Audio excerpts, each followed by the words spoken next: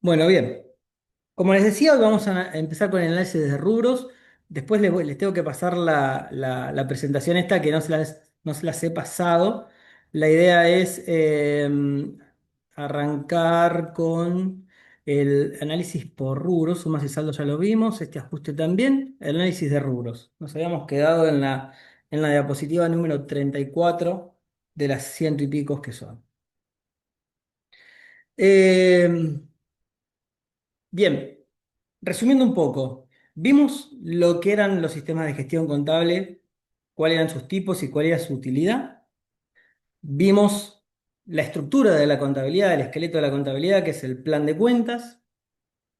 Y vimos tanto el trabajo del asiento de apertura como lo que implica trabajar sobre el balance de sumas y saldos, ¿no? Que es un poco lo que vamos a ver hoy. Es decir, en nuestro sistema trabajamos a partir del balance de sumas y saldos una vez que cargamos todos los datos de la contabilidad. Una vez que cargamos todos los asientos rutinarios, ¿sí? Que en general hay, todos los asientos de ventas, de compras, de sueldos, de ingresos brutos, de IVA, los asientos de bancos, los asientos de cobros, de pagos, del tipo que sean. Los asientos de, bueno, de las declaraciones fuera de impuestos ya lo dije. En general, otras que no son de IVA de ingresos brutos, que las hay. Ganancias, bienes personales, acciones y participaciones, anticipos de ganancias. Bueno, hay un montón de otros asientos. Una vez que cargamos toda esa información, llegamos a un balance de sumas y saldos. ¿Que cuál es el objeto de llegar a este balance de sumas y saldos? Ir trabajando cada uno de estos saldos para validar el saldo que tiene en definitiva, ¿no? Entonces un poco ese es el laburo que vamos a hacer. Y ahora particularmente nos vamos a meter dentro de cada rubro. Entonces, ¿qué implica esto de trabajar por rubros?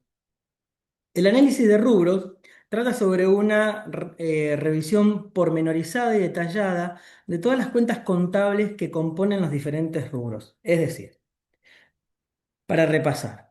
Los rubros no son imputables, ¿es verdad? En general hay sistemas que permiten poner alguna restricción al rubro para que no sea imputable, ¿sí? Pero en general el rubro no es imputable. Pero el rubro tiene un montón de cuentas que lo componen, ¿sí? Caja y bancos es un subrubro que está compuesto por dinero en efectivo y sus equivalentes, ¿no? De hecho, acá en lo que fuimos viendo, vimos que teníamos fondos fijos, recaudaciones a depositar, pero también podemos tener valores en cartera, podemos tener, si es de uso corriente, alguna moneda extranjera, siempre que no la tengamos para inversión. Podemos tener diferentes cuentas bancarias, podemos tener cuentas recaudadoras, ¿sí? Cuentas recaudadoras son cuentas que se utilizan, valga la redundancia, para recaudar, es decir, para que todos vayan depositando fondos y después vamos tomando esos fondos y los vamos imputando a los recibos que corresponden. Eso también suele usar, los bancos ofrecen el servicio de cuentas recaudadoras. Este, Como también puede haber un tipo de fondo fijo que no es con efectivo, sino que es con tarjetas precargables, ¿sí? Hay varias cuentas a nombre de los titulares de la tarjeta y lo que se hace es destinar fondos de la cuenta madre a cada una de esas cuentas para que gasten y después se rindan con esos gastos, ¿sí? También esos son equivalentes de efectivo. Bueno, todo lo que sea equivalente de efectivo que ya conocemos sirve para eso. Por eso...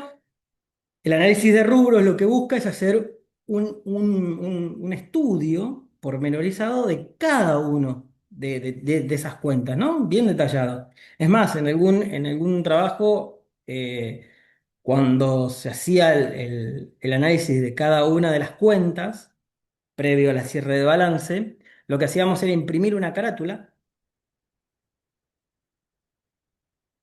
por cada cuenta del plan de cuentas, con saldo, obviamente o con movimientos, porque necesariamente una cuenta puede tener saldo cero, pero tiene movimientos. Entonces esa cuenta que tuvo movimientos durante el ejercicio también.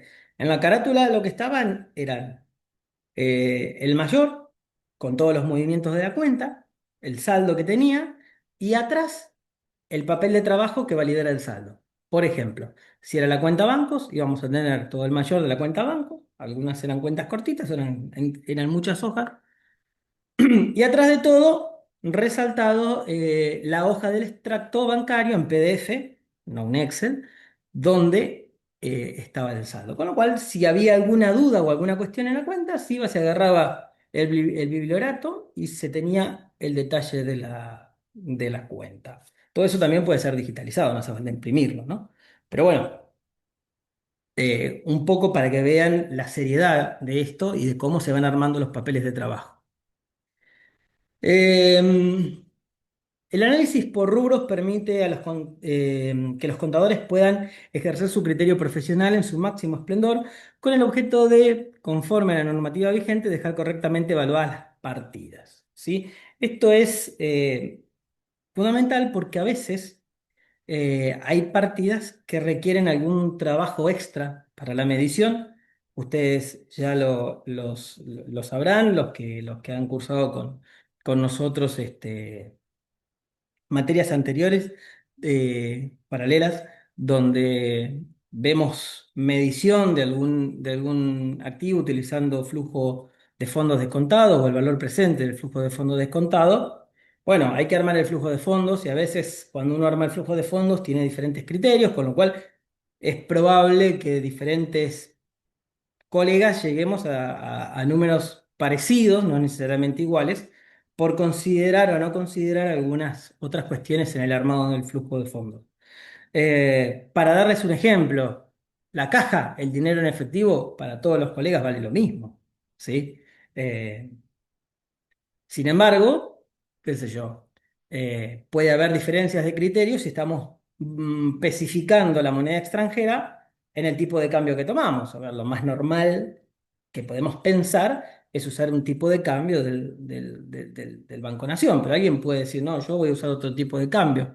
Está bien, y es válido por la justificación que quiera dar, porque es el que tomo el banco con el que mayormente opero o lo que quieran decirse, ¿sí? Entonces, cada uno acá empieza a aplicar su propio criterio profesional para dejar correctamente evaluadas las partidas. En general, conviene iniciar analizando el activo, luego el pasivo, para más tarde cerrar el análisis económico con el estudio del patrimonio neto y comenzar el trabajo financiero que atañe a las cuentas de resultados, ¿sí? A ver, esto es una recomendación también. Cada uno puede arrancar por donde quiera. A veces, a mí me pasa que, que una empresa que tiene muchas cuentas de activo y pocas cuentas en el pasivo, y me es mucho más sencillo arrancar por el pasivo, validando los saldos de las deudas, y luego me voy al activo a analizar todas las cuentas que tienen en el activo que son más numerosas. Entonces, lo que le quiero decir es, no es que analizamos una cuenta primero del activo y después analizamos una del pasivo y después nos vamos a analizar el resultado. Lo que se sugiere es que mantener un orden, es decir, si estoy analizando todos los créditos, bueno, analicemos todos los créditos juntos y después me paso a otra cuestión, ¿no? Eso ya lo van a ir viendo con la práctica y a lo largo del tiempo. Bien. Las disposiciones de la NUA. El capítulo 5 en su punto 5 nos dice esto, que son las disposiciones que agrega la NUA en el tratamiento del rubro caja y bancos. La NUA regula lo referido al rubro caja y bancos en los párrafos 205 a 211 de la norma, ¿sí? Eh, Dentro de las definiciones dice, incluye al dinero en efectivo en caja y cuentas bancarias del país y del exterior y otros valores con similar liquidez y capacidad para actuar como medios de pago. ¿Está bien? Lo que las antiguas normas llamaban efectivos y equivalentes, ¿sí? Después, bueno, ampliaban. Acá fíjense que da la característica de similar liquidez, ¿no? O sea, similar liquidez del efectivo y del equivalente. El efectivo es líquido, ¿sí? Y el dinero en el banco también es líquido. Ahora, si yo tengo eh, un fondo de inversión con una colocación transitoria, pero es un fondo que no es de rescate inmediato, sino que es T más 2, o sea que vos rescatás y te acreditan los fondos invertidos a las 48 horas, no sé, qué sé yo. Yo lo podría considerar de similar liquidez, pero hay quien podría decir, no, no es tan inmediato porque yo no dispongo de los fondos. Tengo que estar pensando 48 horas antes que los tengo que rescatar. De similar liquidez sería un fondo de inversión de esos money market que son inmediatos, tema cero.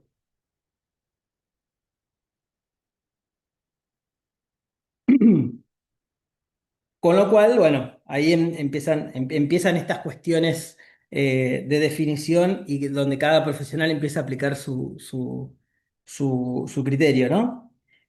Y capacidad para actuar como medio de pago, es decir, esto tiene que tener un valor, o sea, el dinero es fungible, tiene que tener un valor fungible, ¿no?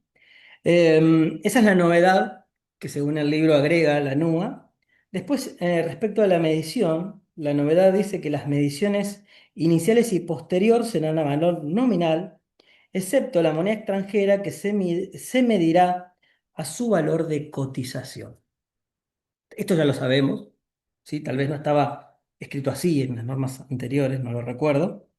Eh, pero fíjense que el libro da por hecho que el solo hecho de tener moneda extranjera, que puede cumplir tranquilamente la condición de liquidez y de actuar como medio de pago, da por hecho que está dentro de este rubro. Cuando dijimos que si yo tengo moneda extranjera con intenciones de inversión, bien podrían estar en inversiones de corto plazo. ¿Está bien? Con, con objetos de inversión o compro la moneda extranjera con objeto de cobertura también, ¿no? En ese caso también podría estar de alguna forma dentro de inversiones. Eh, bueno, eso es lo que dice. El dinero vale por lo que vale, a su valor nominal, tanto el dinero en cuentas bancarias como en efectivo.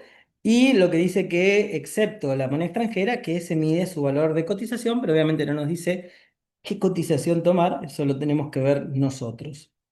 En términos de presentación, dice, como novedad, trata la situación particular en los casos que existan restricciones para el acceso al mercado oficial de cambios. Bueno, esto es una característica propia de nuestro país, la dificultad de acceder al mercado de cambios, ¿no? Al MULC, el mercado único y libre de cambios, y tuviera que utilizarse mercados alternativos con valores sustancialmente distintos a los informados en los estados contables.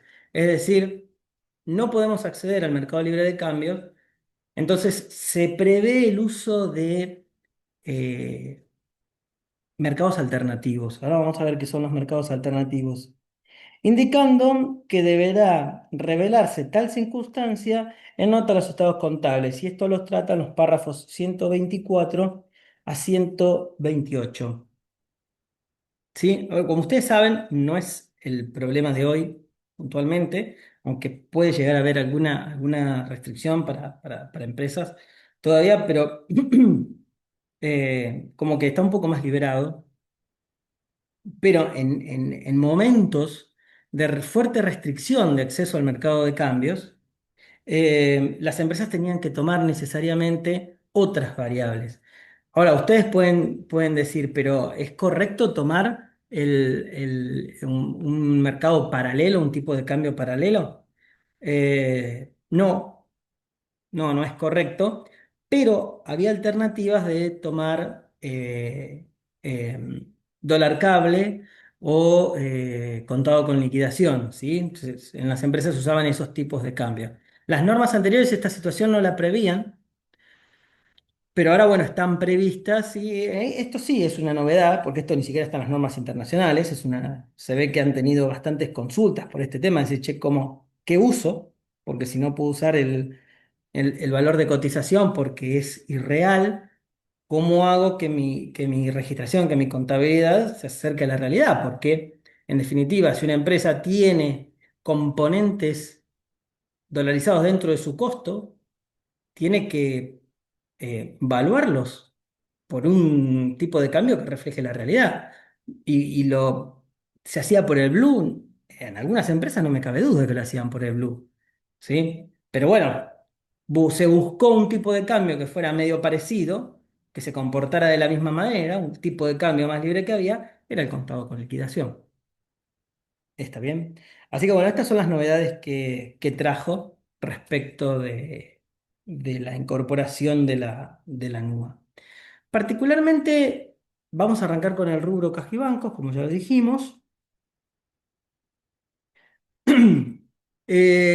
Cuando analizamos la caja, debemos proceder a cotejar los resultados de la auditoría de la caja con su respectivo saldo contable. Ello nos va a permitir identificar diferencias de caja y conceptos no contabilizados. Es decir, cuando nosotros observamos el arqueo de la caja, ¿no? La auditoría de la caja es el arqueo de caja que todos los meses la gente de contabilidad le va a hacer a la gente de tesorería. ¿Sí? Todos los meses la gente de tesorería recibe la visita de alguien de contabilidad que viene a arquear la caja. ¿Sí? Viene a contar cuánto dinero en efectivo hay y cuántos valores hay en cartera pendientes de depositar o valores electrónicos hay pendientes de depositar en el banco, porque ahora ya es raro ver cheques físicos, ¿no? Hoy en día los cheques son electrónicos. Entonces nos vamos a encontrar o con diferencias de caja o con cuestiones que están en la caja que no fueron contabilizadas, que es algo normal, porque alguien se llevó el efectivo y nunca más lo rindió.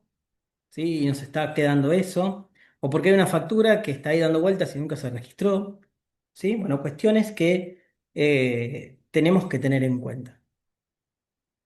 Entonces, el primer punto del caso, ¿sí? Dice que practicando el arqueo de caja, se encontraron. En el fondo fijo tenemos 29.460 pesos, eh, compuestos por billetes y monedas, 12.840 recibos por adelantos de haberes de administración, 9.000 pesos, o sea, a alguien le dimos un anticipo de sueldo, seguramente Recursos Humanos nos pidió que le entregáramos a alguien un adelanto de sueldo. Esto es muy común en las empresas, solo que el adelanto de sueldo no sea en efectivo, ¿no? Se transfiere a la cuenta del empleado, ¿sí? Y hay una factura de una estación de servicio por combustible que evidentemente no está registrada.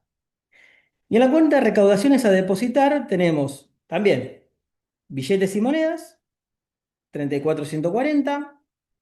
Hay dos cheques que están pendientes de depositar y eso nos da un total de 252.750. Entonces, esta es la información que nosotros tenemos física. Es decir, alguien fue a contar lo que había y hay esto. Entonces, ¿esto nosotros con qué lo tenemos que cotejar? Nosotros lo tenemos que cotejar con nuestros sumas y saldos. Entonces, si ustedes se fijan, las dos primeras líneas de nuestros sumas y saldos, vemos que recaudaciones a depositar es 252.750 y fondo fijo es 30.000. Cuando vamos a la realidad, recaudaciones a depositar, 252.750 está bien, pero en el fondo fijo no hay 30.000 pesos, hay 29.460. A ver, esto puede ser un error de cualquier cosa, ¿sí? Es más, la cuenta, no digo fondo fijo, pero la cuenta caja en la contabilidad de las pymes suele ser una especie de variable de ajuste.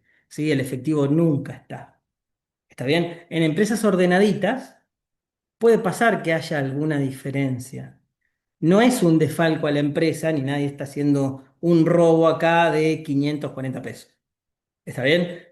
Puede ser algo que se registró mal, puede ser que no había cambio, alguien que gastó de más y no encontró comprobantes para rendirlo. Bueno, puede ser cualquier cosa, ¿sí? A veces surgen estas diferencias y no es nada malo, simplemente algún error de administración que tendrá que ser justificado y listo.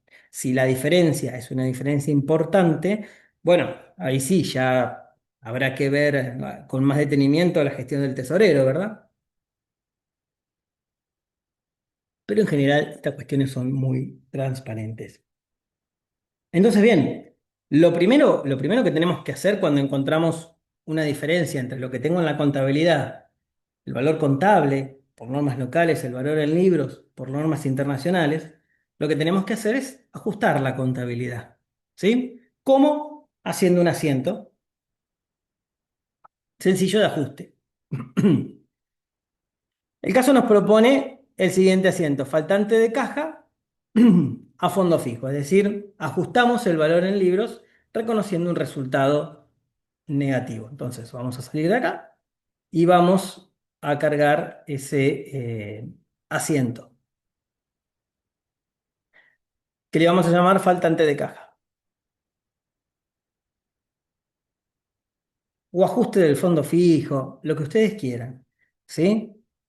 040209, ¿no? Si me acuerdo, tengo esa cuenta. Faltante de caja, sí, ya la habíamos acreditado, son 540 pesos.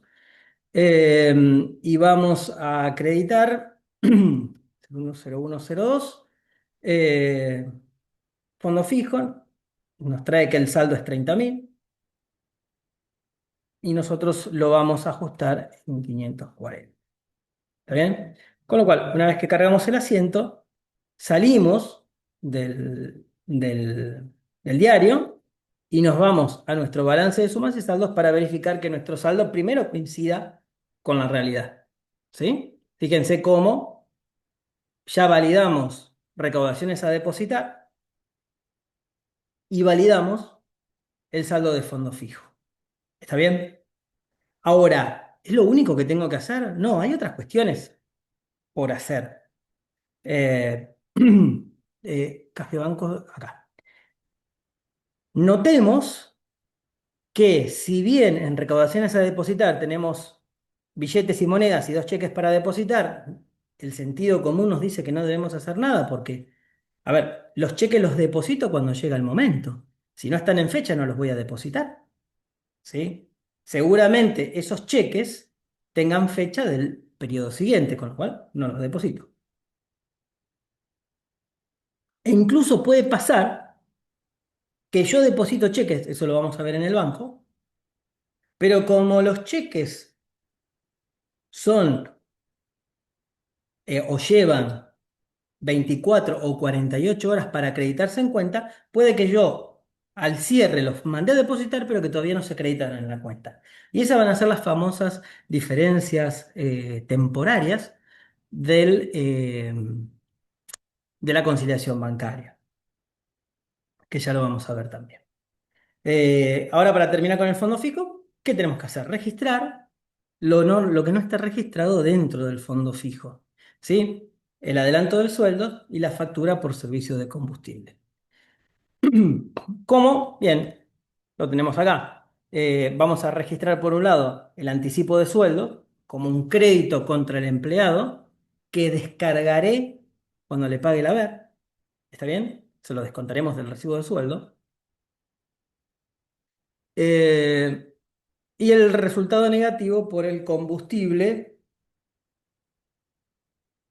que en este caso, combustible, gasto comercial.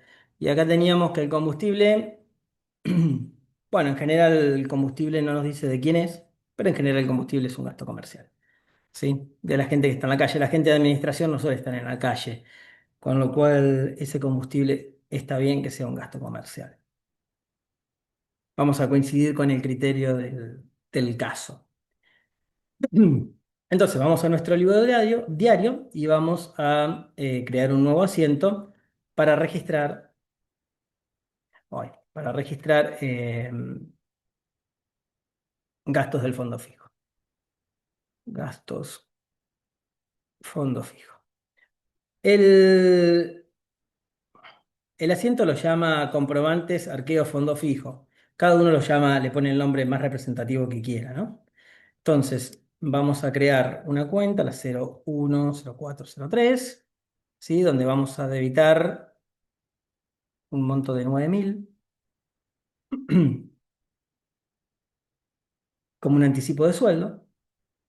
Vamos a debitar un gasto. Gracias a Dios ya tenemos todas las cuentas cargadas. Si hay alguna que no estuviera cargada, la podemos crear por 7.620. Y vamos a acreditar contra fondo fijo que si todo funciona bien nos debería traer el saldo del fondo fijo que ya ajustamos, 29.460. Con lo cual le vamos a acreditar ahora 16.620 y vamos a verificar que nuestra cuenta en el balance de sumas y saldos haya quedado con el valor que nosotros queremos que quede. O sea, verificamos que los 30.000 que teníamos originales, más los ajustes que le hicimos, nos queda un saldo de 12.840. ¿Qué tendríamos que hacer? Tendríamos que armar un PDF o imprimir el mayor de esta cuenta, fondo fijo, que ahora vamos a verlo, y atrás todo lo que justifica el arqueo de caja, que justifica lo que hicimos, ¿sí? Incluso el asiento de ajuste. Les dije que íbamos a ver el mayor de esta cuenta. Libro mayor. No sé si ustedes ya estuvieron viendo los mayores de algunas cuentas, pero fíjense que este es el mayor de la cuenta fondo fijo, que es la que más ajustamos ahora. ¿Sí? Teníamos un saldo en algún momento de 30.000, pero luego le hicimos dos ajustes y ahí vemos y validamos que nos queda un saldo de 12.840. A ver, esto es súper importante porque en una cuenta que tiene un montón de movimientos, esto nos va diciendo toda la historia de la cuenta del ejercicio. Con lo cual podemos ir validando que lo que fuimos registrando es correcto o no es correcto. ¿Está bien? Bien. Eh, ¿Dudas hasta este momento? Por ahora no. Bueno,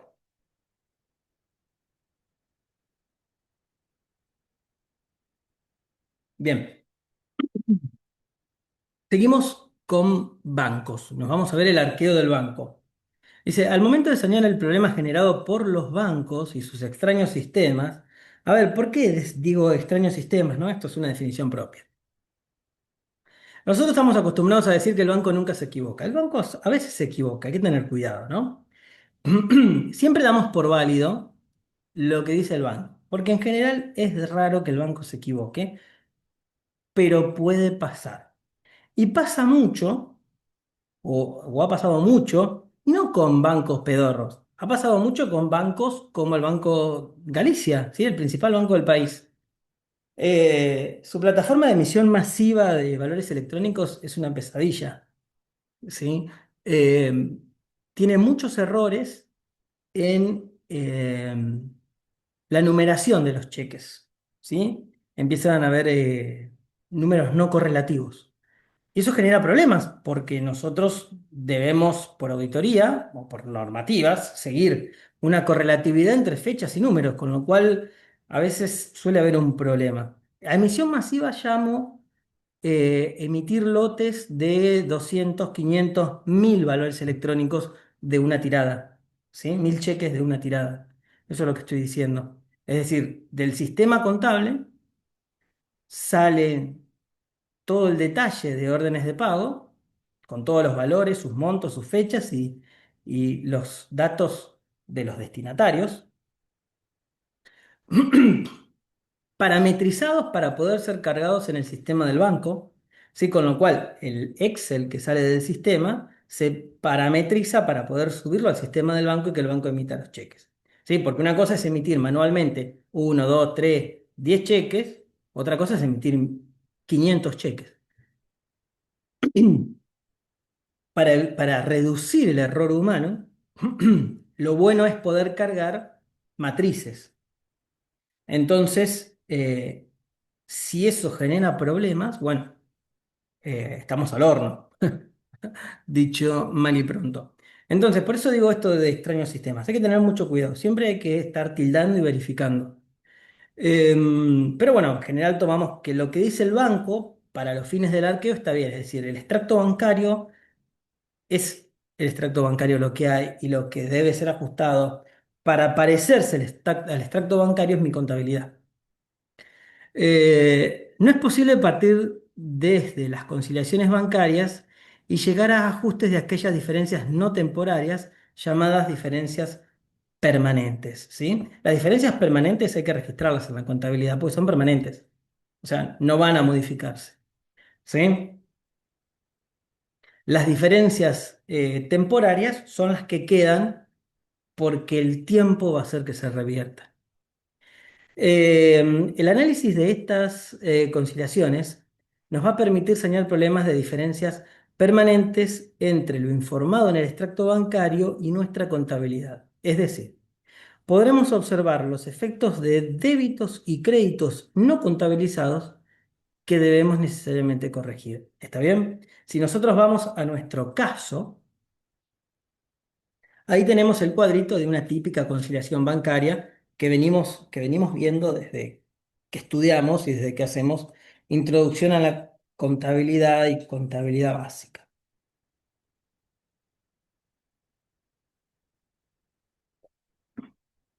Siempre partimos del saldo según el banco, observamos las diferencias y llegamos al saldo según el mayor, o algunos deciden partir del saldo contable y llegar al saldo del banco. En definitiva, lo mismo, ¿sí?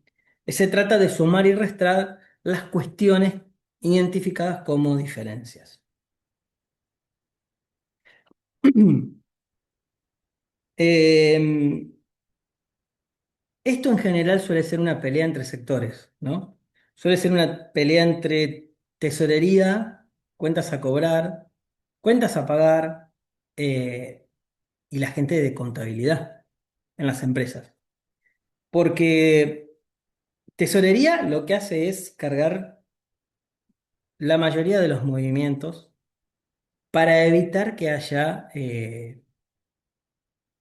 diferencias entre el saldo bancario, el saldo del banco y el saldo de la contabilidad o el valor en libros.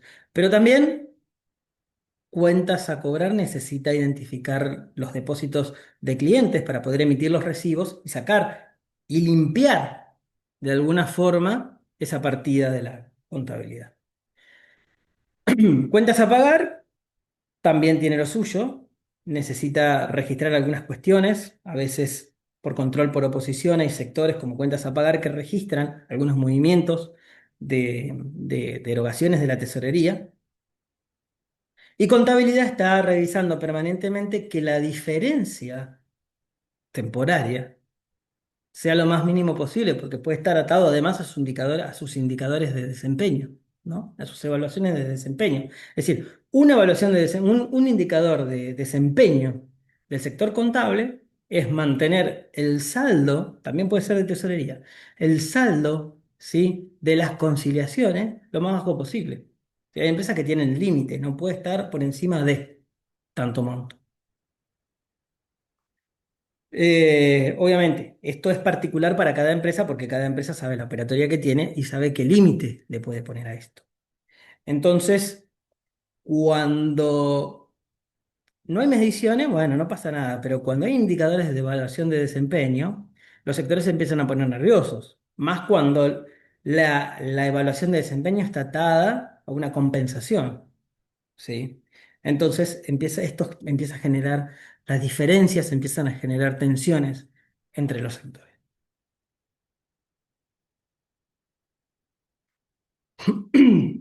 Tenemos dos bancos, tenemos el Banco Macro y tenemos el Banco Nación.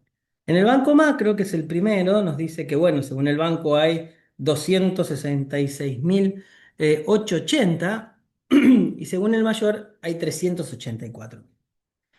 ¿Qué dice nuestra contabilidad? Ya que está es bueno que vayamos a ver qué es lo que dicen nuestros sumos y saldos. Banco Macro 384. Bueno, esto coincide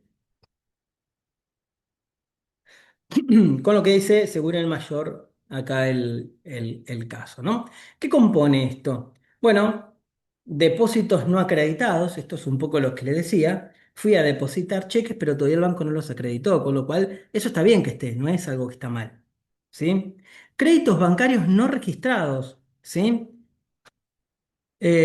Acreditación de tarjetas de crédito. Entonces, no fue registrada esta acreditación de tarjetas de crédito. Con lo cual, acá hay un sector que no registró lo que debería registrar. Entonces, yo contablemente tengo que llamar la atención de eso y decir, bueno, esto tiene que estar registrado al cierre, no puede quedar así. ¿Sí? Y débitos bancarios no registrados que tienen que ver con intereses y comisiones que el banco suele cobrar y que a veces uno registra todo al final del periodo y puede pasar que cuando hago la conciliación, che, me faltaron registrar todos estos gastos y todos estos intereses. Con lo cual, tenemos que proceder a hacer eso.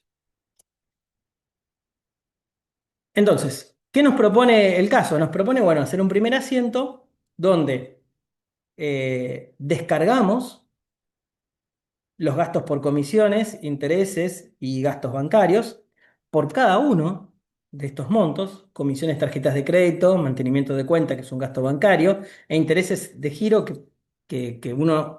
A ver, los intereses los podemos llamar intereses bancarios, ¿sí? De hecho, el libro lo llama intereses, gastos de financiación o gastos financieros. Pero también podemos englobar todo, dependiendo del tipo de contabilidad que estemos llevando, dentro de gastos bancarios o de una cuenta que se llame intereses y gastos bancarios. Entonces, en vez de tener dos cuentas, tenemos una, donde imputamos indistintamente intereses y gastos. Dependiendo, como siempre digo, el tamaño de la empresa. Si es una empresa chica, es indistinto. ¿Sí? Si es una empresa más grande que requiere información separada de cuántos son los intereses por uso de descubierto y cuántos son los gastos bancarios por comisiones, bueno, los llevaremos separado. Pero a ver, una empresa que en todo el ejercicio quedó en descubierto una vez por un descuido, que imputemos ese interés a la cuenta de gastos bancarios no está mal. ¿Está bien? Porque no es algo habitual, es algo que pasó. Entonces, ¿para qué vamos a abrir una cuenta y ensuciar el plan de cuentas, ensuciar la contabilidad con una cuenta adicional? Es mi criterio, no necesariamente el criterio de todos. Bien, entonces, no, me fui. Tenemos que registrar eso y además tenemos que registrar la acreditación de esa tarjeta de crédito, ¿sí? Con lo cual, las comisiones, mantenimiento e intereses son erogaciones que harían salir la cuenta banco, ¿sí? Debito esos gastos y acredito la cuenta banco. Y la acreditación es una cobranza, con lo cual me incrementa mi cuenta bancos y debo acreditar esa cobranza, ¿no? Como la acreditación es mucho más grande que los gastos, lo que sucede es que la cuenta banco me termina quedando con saldo deudor porque está todo en el mismo asiento. ¿Lo podemos hacer en dos asientos? Sí, pero es exactamente lo mismo. Entonces, bien, vamos a nuestro diario, vamos a cargar eso y vamos a verificar que la cuenta Banco Macro nos quede con el saldo correcto que nos tiene que quedar.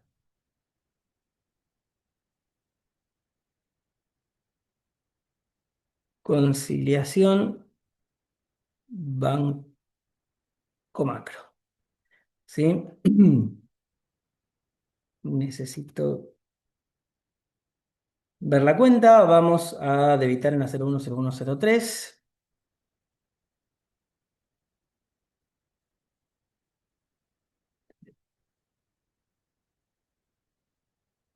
Vamos a dejarla para el final esa. Vamos a debitar en la 010303. Ahí está. En comisiones de tarjeta de crédito. Vamos a registrar 9180.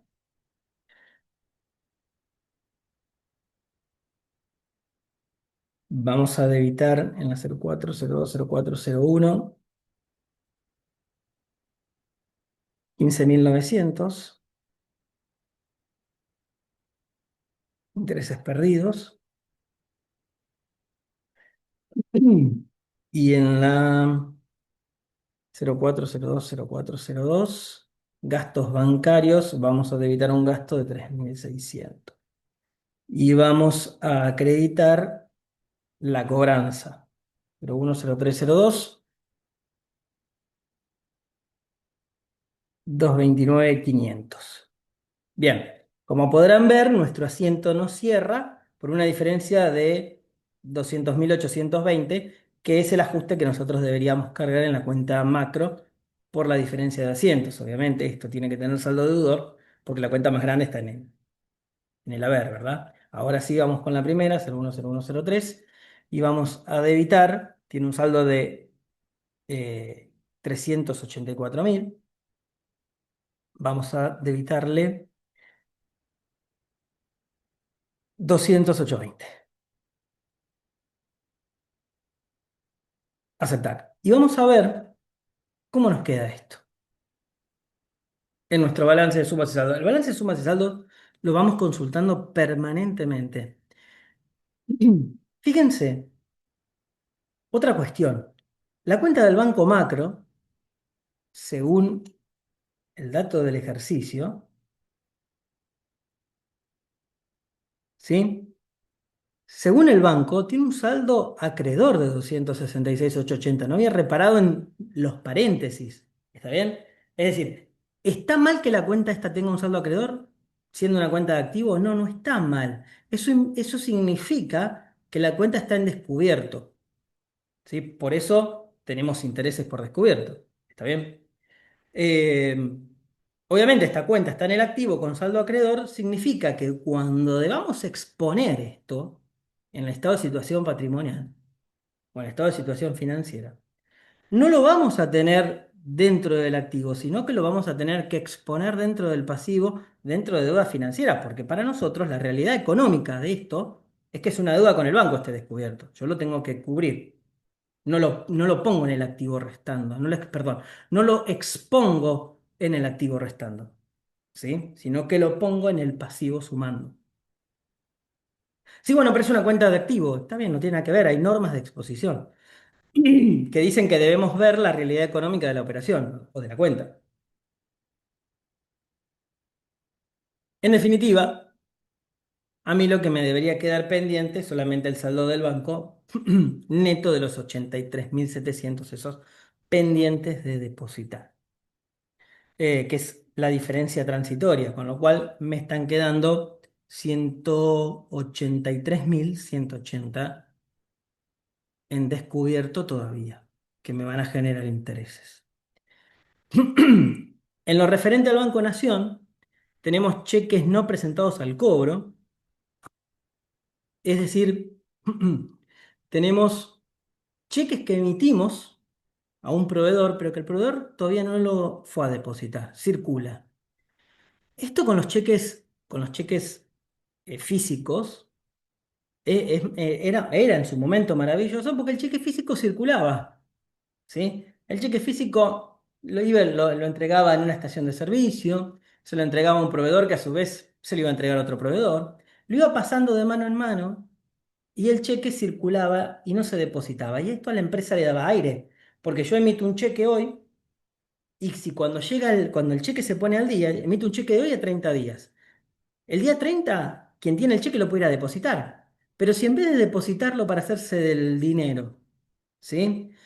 Puede circularlo, puede usarlo como medio de pago, el cheque circula y a mí me viene bárbaro, porque yo ya no tengo que cubrir el banco de ese cheque.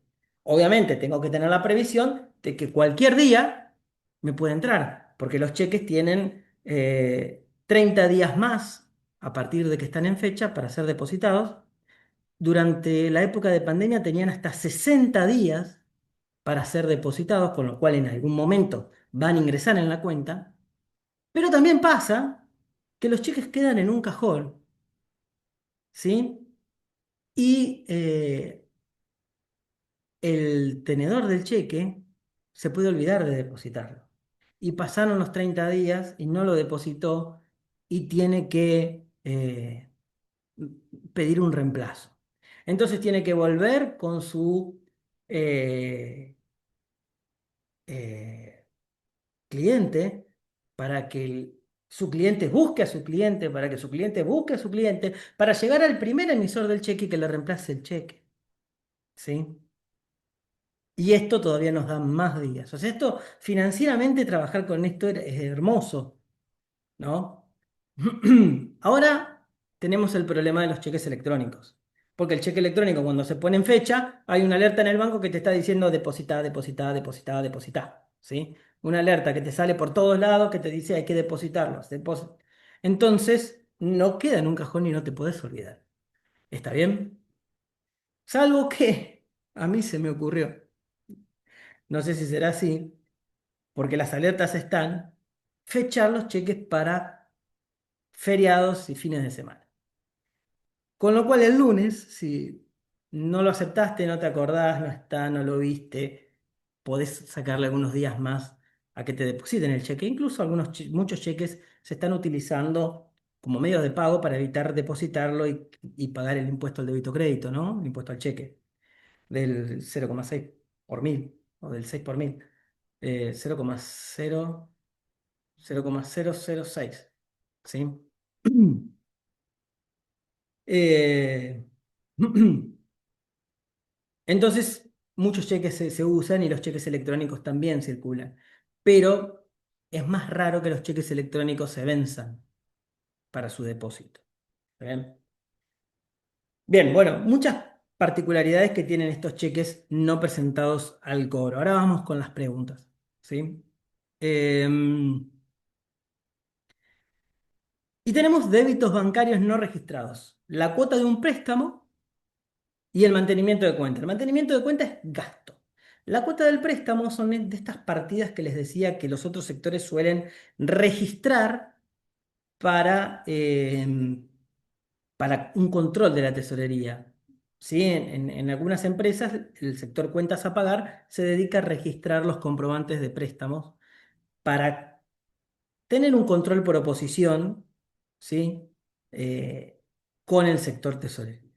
Entonces quedan estas dos cuestiones para registrar que sí deben ser registradas. Y bueno, lo vemos ahí que registramos la cuota del préstamo, que es un pasivo que disminuye, y el gasto por las comisiones bancarias, ajustando la cuenta del Banco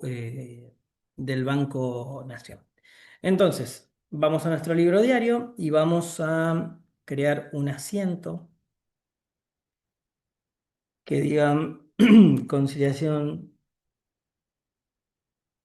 BNA, y vamos a crear una cuenta, la 020201, donde vamos, perdón, es un pasivo que disminuye y 60.000, si no me equivoco. Vamos a dar de baja del pasivo porque es un préstamo no registrado y a la vez vamos a registrar esta comisión bancaria, ¿sí? De 3.000.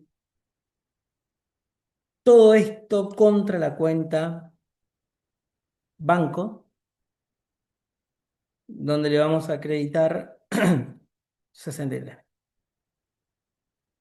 Y obviamente, una vez que el asiento nos cierra, que observamos esto, nos vamos a ir a verificar nuestro balance de sumas y saldos. Para verificar que nos haya quedado bien, teníamos registrado en el banco 444.750, pero debíamos registrar una erogación de 63.000, con lo cual nos quedó un saldo de 381.750 en el debe, un saldo de oro, esa es plata que tenemos. Yo desde lo financiero transferiría entre cuentas propias para cubrir, porque no puede quedarme ese descubierto ahí generando intereses. Eso está mal. Es una pésima gestión financiera. Pero bueno, eh, asumamos que la tasa de descubierto es más baja que la tasa que nos dan si la cuenta de la nación fuera remunerada. Em, y esto debería quedarnos bien. Perfecto. Nos quedan los 476 menos los 94 que nos tienen que quedar. Bien, hasta acá creo que tenemos preguntas. Ahora nos vamos a ir a créditos por ventas, pero creo que hay una pregunta en el chat. Dice, en el check también pasa, o no, no sé a qué te referís, Araceli, con que en el... eh, Hola, profe. No, era hoy cuando estaba hablando de los valores a depositar que se vencían. Y bueno, se me escribió mal. En los e-check también pasa, que algunos se vencen pero por ahí no tanto es verdad. Después lo termino redondeando ahí. es maravilloso, sí, que pase.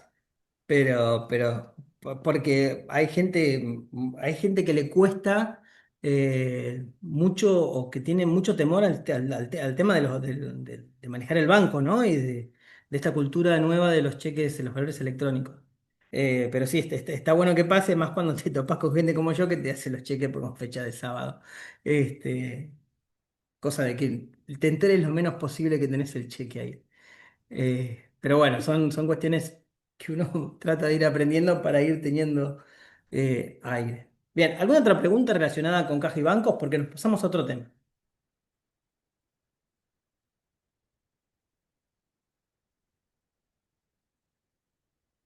Bien, nos pasamos a créditos por ventas, ¿sí? Créditos por ventas ya sabemos todo lo que es y de qué trata, ¿sí? Todo lo que tiene que ver con créditos por ventas. Eh, es gente a la que le vendimos y nos debe. Son cuentas por cobrar, ¿sí? Muchas veces esto hay que analizar cuánto dinero tenemos en la calle, ¿no? Por ventas. Perdón. Entonces, ¿qué dice la NUA sobre los créditos por ventas? Después vamos a ver qué es lo que tenemos que analizar y cuestiones para ver. Esto lo trata en el capítulo 6. El capítulo 6 del libro es créditos, ¿sí? Y en el punto 5 habla de las definiciones, las disposiciones de la NUA.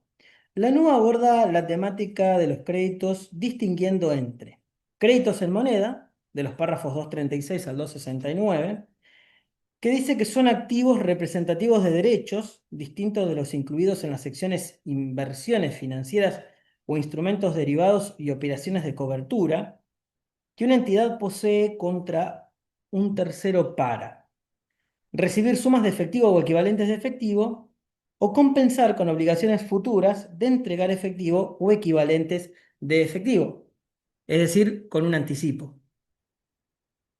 Entonces, dentro de créditos por ventas, yo puedo tener ese tipo de cuestiones.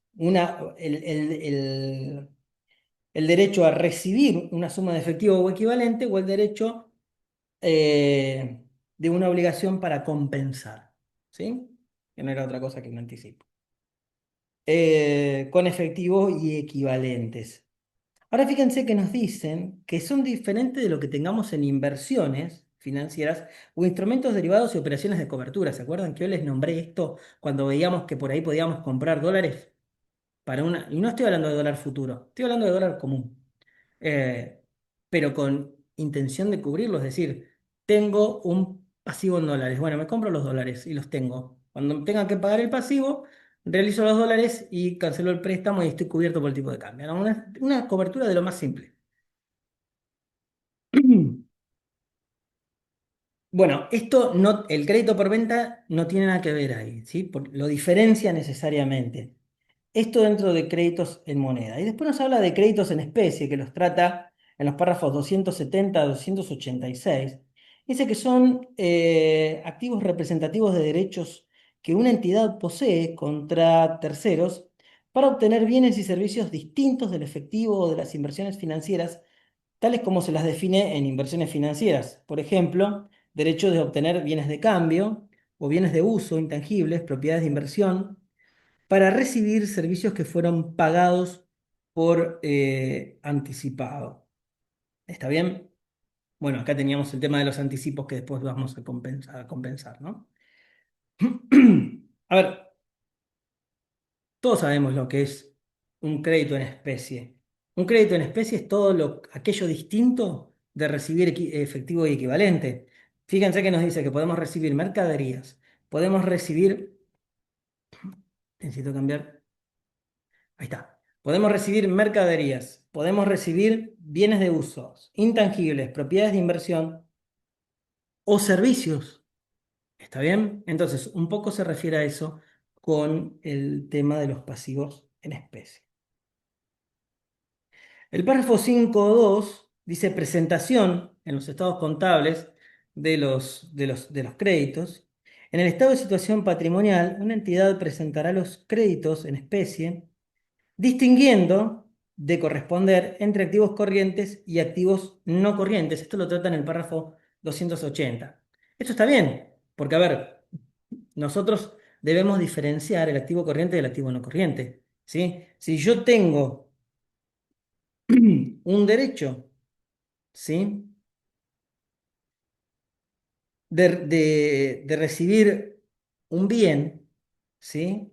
Y estoy hablando de algo que podemos considerar dentro del activo no corriente, algo de largo plazo, bueno, tendré que diferenciarlo. Esto es bastante, bastante importante.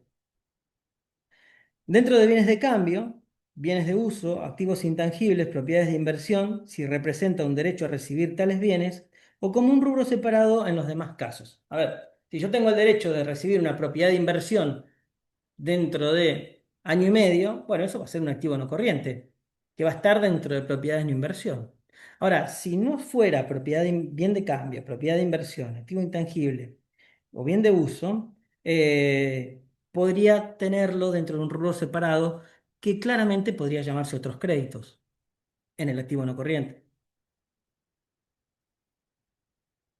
¿Sí?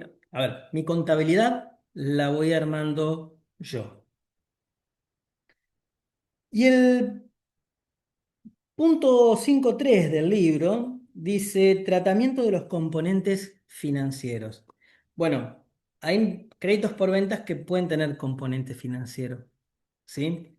Eh, de hecho, en el último tiempo, ya hace unos meses, se da una situación de flotación del tipo de cambio, donde el tipo de cambio muchas veces bajaba. Entonces, todos quienes estábamos acostumbrados a recibir de nuestros proveedores notas de débito por diferencias de cambio en favor de ellos, nos dimos vuelta y empezamos a pedir notas de crédito por bajas en el tipo de cambio. Y hasta me han llegado a decir, sí, estamos viviendo una extraña situación en la que el tipo de cambio baja. Sí, bueno, todo lo que quieras, será muy extraño, pero mandame la nota de crédito. ¿Sí? A ver, es normal, es una diferencia de cambio, no es un componente financiero, pero es normal que si cedemos algún plazo, puede ser a cambio de algún componente financiero. Entonces, ¿cuál es el tratamiento del componente financiero dentro de los créditos? Dice, los componentes financieros explícitos, es decir, los que están separados, los que uno puede observar directamente, serán imputados por todas las entidades. Esto de entidades es copia de la norma internacional, ¿sí? La norma internacional llama a las empresas entidades. Por todas las entidades como costos financieros o ingresos financieros en función de su devengamiento, según corresponda. Esto se trata en el párrafo 129. Y los componentes financieros implícitos, que son los que hay que separar, ¿sí? No son observables directamente. Las entidades pequeñas no están obligadas a segregarlos, aunque pueden optar por hacerlo. Esto en el párrafo 130. Y esto también se mantiene de la RT 41, si no me equivoco, que hablaba de entes pequeños. ¿Era la 41? ¿O la 40 y... sí, bueno, no me acuerdo cuál Sí, era. la 41. La 41, gracias. Esto se conserva, que los entes pequeños no... no están obligados a hacer determinadas cuestiones, pero como alternativa tienen la opción de hacerlo, obviamente. Lo único que no se los obliga. Y cuando no nos obligan a hacer algo, bueno, hacemos lo más simple. Las demás entidades deberán segregarlos cuando, por el párrafo 131, el plazo de por lo menos una de las cuotas pactadas supere los 12 meses, contando desde la fecha de la operación. Cuando tengamos algún acuerdo de largo plazo, si supera los 12 meses es de largo plazo, ¿sí? Em, y cuando la entidad opte por aplicar tal política contable en el caso de operaciones cuyo plazo no cumpla con las características del inciso anterior, por ejemplo, porque las condiciones pactadas no reflejan los términos usuales de mercado. Es decir, cuando se opta por esta política. Y hay algo muy importante para decir, ¿no? Que creo, a ver, creo que es esto. A ver, cuando la entidad opte por no segregar componentes financieros implícitos, la medición efectuada equivale a un precio de contado. Bueno, no, no era lo que iba a decir. Lo que iba a decir es que cuando una entidad opta por una política, la tiene que mantener en el tiempo. No es que hoy opto por esta política y mañana opto por otra. ¿Está bien? Porque la política hay que revelarla en notas también, que eso no está acá, pero en algún lado de la norma lo dice. Eh, y bueno, acá da alguna particularidad que cuando no se opta por segregar el componente financiero, la medición efectuada va a ser como si fuera un precio de contado. Bien, eso en lo relativo a los créditos. ¿Qué dice nuestro caso sobre los créditos? Bueno, vamos a ver qué es lo que dice en particular. Créditos por ventas. Ah, no. ¿Qué les dije yo primero? ¿Qué es lo que yo anoté como para tener una guía? El tratamiento de los créditos por ventas va a depender del criterio profesional del contador que esté liderando la contabilidad de la organización. Eh, bueno, esto es así porque como verán, la norma permite algún tratamiento, no un tratamiento alternativo, no es lo que quiero decir, pero permite tratar, en el caso de que haya componente financiero implícito, permite segregarlo o no si se dan determinadas condiciones. Entonces, obviamente, quien está liderando la contabilidad es quien va a marcar el camino que quiere recorrer, ¿sí? Muchas veces es normal dejar expresados los créditos correctamente evaluados cuando todo indica que los mismos serán cobrados. Esto también es importante. A ver, en empresas donde se tiene un mes de facturación en la calle, pero ese mes de facturación es recurrente, ¿sí? Los créditos quedan bien valuados porque en definitiva van a ser cobrados. Es lo normal. Ahora, lo que hay que ver es que los días del dinero en la calle no aumente, porque eso quiere decir que mis créditos por ventas van a aumentar. Sin embargo, en ocasiones el sector de cobranza suele informar la imposibilidad de cobro de algunas cuentas corrientes. En estos casos, las organizaciones deben reconocer las llamadas previsiones para deudores incobrables e incluso si alguna entra en gestión judicial, que también suele suceder, ¿sí? Eh, Se la puede reclasificar como deuda en gestión judicial. ¿Sí? Ahora vamos a ver cada una de estas particularidades. En otras oportunidades sucede que la política de las organizaciones establece que se deben indicar gestiones judiciales, bueno, lo que les decía, para efectivizar el cobro. Cuando ello suceda, se espera que la contabilidad refleje el impacto económico y financiero de estas acciones. Es decir, si hay alguna deuda, ¿sí? De un cliente que está en gestión, cualquiera sea el motivo, porque le entregamos la mercadería, le prestamos el servicio y no le gustó y no nos pagó y ahora le iniciamos acciones, nosotros estamos obligados a reflejar la realidad económica, ¿sí? El principio de realidad económica es fundamental. Entonces, la realidad económica de la operación es que ese crédito está en gestión o es incobrable. Con lo cual, yo tengo que segregarlo de la contabilidad, el que está en gestión, ¿no? Porque el que esté incobrable lo previsiona. Segregarlo de la contabilidad y tratarlo aparte, pues ponerlo aparte y hacerle saber al lector de los estados contables que ese crédito está en una gestión judicial. Bueno, y toda una industria de esto, hay empresas que se dedican a hacer esto. Em, Créditos por venta. ¿Qué nos dice nuestro caso? Veamos qué dice la cuenta créditos por venta. La cuenta créditos por ventas,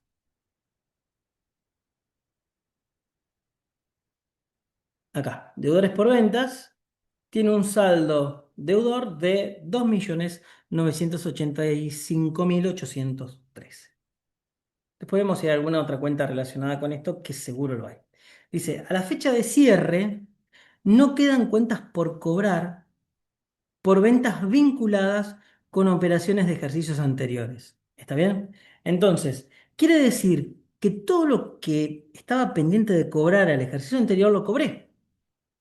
Con lo cual, contando con solo esta información, yo no debería tener, por ejemplo, ningún incobrable, porque cobré todo. ¿Está bien? Si tengo cobrables perdón, si tengo incobrables en este ejercicio, debería hacer el cálculo de este ejercicio que va a venir después.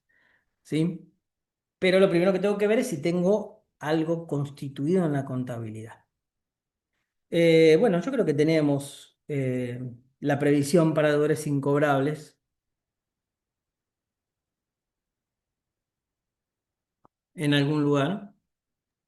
137. ¿Cómo? 137. 137. Gracias. Hoy va a estar, acá está, previsión para deudores incobrables. Esta previsión para deudores incobrables yo la traigo del ejercicio anterior, porque no constituí la nueva previsión para deudores incobrables. Con lo cual, si no debo nada del ejercicio anterior, esta previsión para deudores incobrables la tengo que dar de baja. ¿Está bien? ¿Cómo la damos de baja? Bueno, vamos a ver qué nos propone el ejercicio. El ejercicio nos propone dar de baja la previsión contra un recupero. ¿Sí? ¿Por qué no? ¿Por qué recomienda hacerlo contra un recupero? Podemos acá tener diferencias como de costumbre, de criterio, ¿no? No hay duda que tenemos que dar de baja la previsión para después constituir una nueva previsión. Por lo menos cuando me enseñaron a mí a hacer previsiones para deudores incobrables, me dijeron, da de baja la previsión anterior y constituye una nueva. ¿Sí? Obviamente, el sector comercial te tiene que pasar un detalle de los incobrables nuevos o de los potenciales incobrables. ¿Sí? Porque yo no lo voy a determinar desde contabilidad, pues yo no tengo relación con los clientes. Entonces, a mí lo que me enseñaron es, damos de baja todo y volvemos a constituir.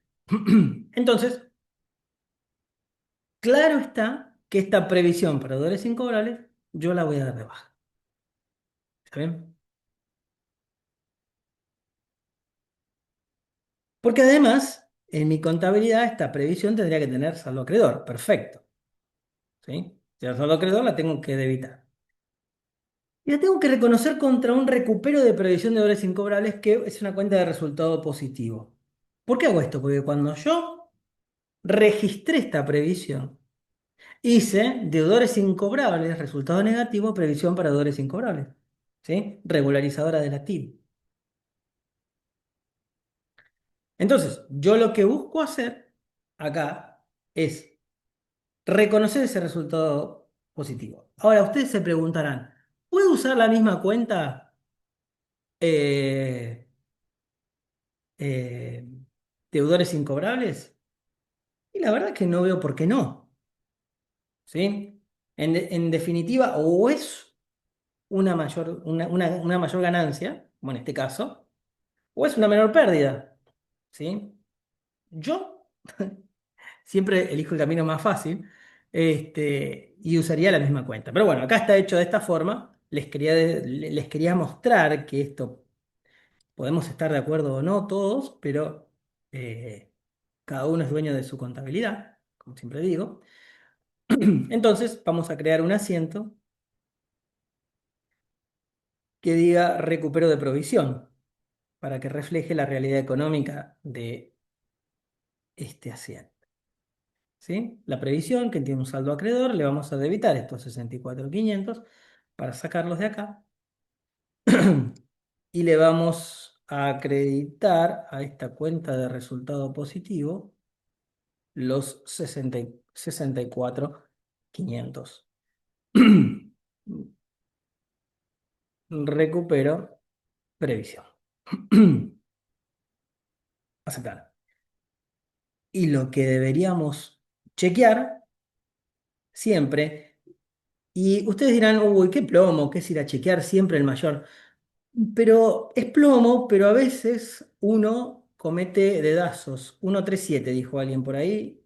Perfecto. Saldo cero. Listo para hacer la nueva. Pero les decía, siempre hay que ir a chequear el sumas y saldo porque a veces uno comete un dedazo, uno está convencido de que tenía que, en la automatización del cerebro, uno está convencido de que tenía que acreditar cierto monto, lo acredito y resulta que lo tenía que debitar. ¿Sí? A mí me pasa permanentemente, ¿sí? Que tuerzo las cosas. Eh, pero a veces es el apuro, a veces me equivoqué. Entonces estoy convencido de que lo registré bien y si no voy a chequear, me quedó mal el saldo, lo dupliqué porque en vez de evitar, en este caso, la previsión para deudores incobrables, la acredité de vuelta. Entonces la dupliqué y me quedó mal. Si yo no vengo a tildar, puede que lo haya hecho mal y no me dé cuenta. Y me dé cuenta cuando ya cerré el balance, cuando ya hice la exposición, todo. Estoy repasando por última vez y veo que me quedó un saldo duplicado. ¿Sí? Uy, me fui a la mierda. Me fui de la contabilidad directamente. Bien, lo siguiente.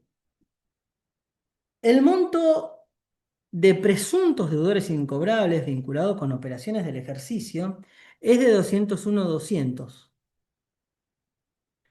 Corresponde a la estimación realizada en base al análisis individual de los clientes, entre paréntesis, que es el sector comercial, ya que el método de estimación global basado en el comportamiento histórico no resulta aplicable en concepto de pandemia. Bueno, esto está en este caso, fíjense por la fecha, está en un contexto de pandemia, con lo cual hace una excepción donde el proceder anterior de los clientes difícilmente se repetirá. Con lo cual lo que nos está diciendo es, nada, determinamos que este es la nueva previsión para deudores incobrables y es esto lo que hay que constituir. No perdamos mucho tiempo, ya dijimos cómo es el asiento. Deudores incobrables a previsión para deudores incobrables, ¿está bien? Dentro de gastos comerciales porque es un problema de comercial este. ¿Sí? Entonces, dentro del diario nosotros lo que vamos a hacer es cargar la nueva previsión de dólares incobrables del ejercicio. Estamos en el ejercicio, bueno, yo estoy en el 2025, así que le voy a poner 2025. Y aunque habla de la pandemia, pero bueno, cada uno le pone lo que quiere siempre y cuando refleje la realidad de su contabilidad. 04020308. Vamos a debitar 201.200, ¿sí? Y vamos a acreditar la 010307 por 201.200, ¿sí? Muy bien. Aceptamos y ya que está, vamos a ver que nuestra previsión haya quedado bien constituida, la 010307 con un saldo de 201.200. ¿Sí? Muy bien. Un saldo acreedor regularizadora del activo. No me mandé ninguna macana, con lo cual podemos decir que estamos bien. ¿Qué sigue? Sigue. Al cierre se encuentran en gestión de cobranzas deudores por 430.800. Con lo cual, hoy ya cuando vimos esto, les adelanté que lo que tenemos que hacer o lo que corresponde hacer es una reclasificación de cuentas. Es decir, los saco de deudores por venta y los traslado a deudores en gestión judicial o a deudores en gestión, como más quieran. Yo lo aprendí como deudores en gestión judicial, entonces lo llamamos de esa manera, pero cada uno lo llama como quiere. Lo importante es que lo tenemos que separar para que contablemente nos quede expresado que esos deudores van a tener un tratamiento aparte y que pueden mantenerse hasta que no se resuelva el litigio que anda dando vueltas. El caso lo resuelve de esta forma, ¿sí? Crea en el activo deudores en gestión y da de baja deudores por ventas. Eh, Registramos este asiento, deudores en gestión judicial. Vamos a debitar la 010306, 430.800 y vamos a acreditarle a la 010301, deudores por ventas, 430.800. Entonces dejamos valuado correctamente los deudores que, por ventas que efectivamente vamos a cobrar de aquellos que tienen algunos problemas. ¿Sí? 010306 nos aparece acá, antes no estaba, nos aparece la cuenta en el mayor, con 430.800 que se complementa dentro de deudores por ventas, ¿no? Porque es una cuenta que forma parte de deudores por ventas, en el detalle va a estar separada. En realidad forma parte del rubro créditos, ¿sí? Créditos. Algunos llaman al rubro cuentas por cobrar y ahí tenemos deudores por ventas y deudores en gestión, dependiendo cómo armemos nuestro plan de cuentas. Y nos queda algo. Dice, el saldo de la cuenta documentos a cobrar, ¿sí? Tenemos un crédito documentado. Corresponde a una operación con vencimiento en febrero del 2025, entre comillas, para mí, con el cliente Granito SAS. ¿Sí? Al cierre de este ejercicio se encuentran pendientes de devengamiento intereses ganados por 22.830. ¿Qué es lo que nos está diciendo el caso? Che, quedan intereses pendientes de devengar, bueno, devengalos, ¿sí? Ahora bien, ¿tengo alguna cuenta que se relacione con esto? Intereses no devengados, granito y qué sé yo. No me acuerdo. Por ahí alguno de ustedes ya lo vio, si tengo algún interés no devengado. ¿Por cuánto dije? 22.830. La una, la La- 135. Repetí, por favor. 135. Interés no devengado, documentos a cobrar. Perfecto, ¿eh? Ahí alguien que hizo su trabajo y dijo, che, hay una cuenta de intereses no devengados, documentos a colar que podemos utilizar. Entonces tenemos que, para devengar este interés, que es un interés de una cuenta por cobrar, con lo cual es un interés ganado, ¿sí? Devengar esto quiere decir que esta cuenta regularizadora yo le voy a mandar al debe, si no me equivoco. Y puede que les esté diciendo una verdad, ¿sí? Vamos a ver cómo lo resuelve el caso, si yo no les digo mentira. Está bien, sí. Intereses no devengados, documentos a cobrar al debe contra intereses ganados. ¿Sí? Eh, Esto es lo que vamos a registrar.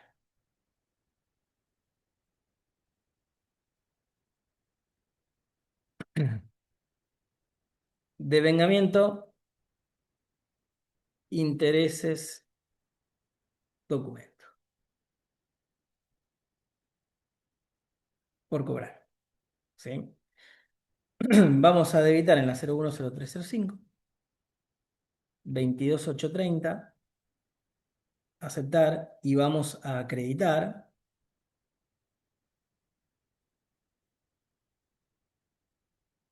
22.830 para reconocer la ganancia. Hace años, bastantes años, en, en, en la contabilidad uno de antes, había un profesor que se llamaba Drago, Pedro Drago. Él lo que decía es que no estaba de acuerdo con el devengamiento de intereses, ¿sí? Y algunos como yo siguen esa política porque si hay algo que simplifica el trabajo es no tener que devengar intereses, en contabilidades pequeñas, ¿sí? Lo que decía es, al cierre, lo que hago es registrar todos los asientos del periodo, pero no tengo cuentas a devengar, ¿sí? ¿Por qué? Porque los intereses no pagados pueden ser condonados o pueden ser refinanciados o pueden ser cambiantes. Con lo cual, a grandes rasgos, no reflejan la realidad de la operación, ¿sí? Sí, los que se devengaron durante el ejercicio, pero no los que están por ejercicios futuros. Con lo cual, él no dejaba cuentas por devengar. Nada, con esto hay mucha gente que no está de acuerdo, ¿sí? Pero rompe un poco los esquemas. Y así nos enseñaban a nosotros en ese entonces en contabilidad 1. Hoy no sé si lo enseñan así, pero en aquel entonces decían eso. Bien, otros créditos. Para cerrar con esto, el rubro de otros créditos comprende una gama importante de créditos que no se relacionan con las deudas comerciales. Por ejemplo, pueden citarse los anticipos por impuestos, las retenciones y percepciones impositivas, los retiros de los socios en sus cuentas particulares, los anticipos realizados y cualquier otro tipo de crédito fiscal. Ya estuvimos viendo algunos que no estuvieran contemplados en el resto de los rubros, pueden ser otras cuentas por cobrar. ¿Está bien? Ya todos saben lo que es otros créditos. El punto 3 del caso dice, se ha efectuado un anticipo de 150.000 a Cableado SA para la compra de cables que serán entregados en el mes de marzo del 2021. Yo debería ver si tengo esto registrado en mi contabilidad. Estos 150.000, si tengo algo registrado de eso. Anticipo a proveedores, acá está, 150.000, con lo cual, si se ha efectuado un anticipo de 150.000 a un proveedor para bienes que me va a entregar en el futuro, está correcto que yo lo deje evaluado de esta forma dentro de otros créditos, este anticipo a proveedores, ¿no? Con lo cual, no tenemos nada más que hacer, ¿sí? Y con esto terminamos los créditos. La semana que viene vamos a arrancar con bienes de cambio. Hasta acá lo que vamos a ver el día de hoy.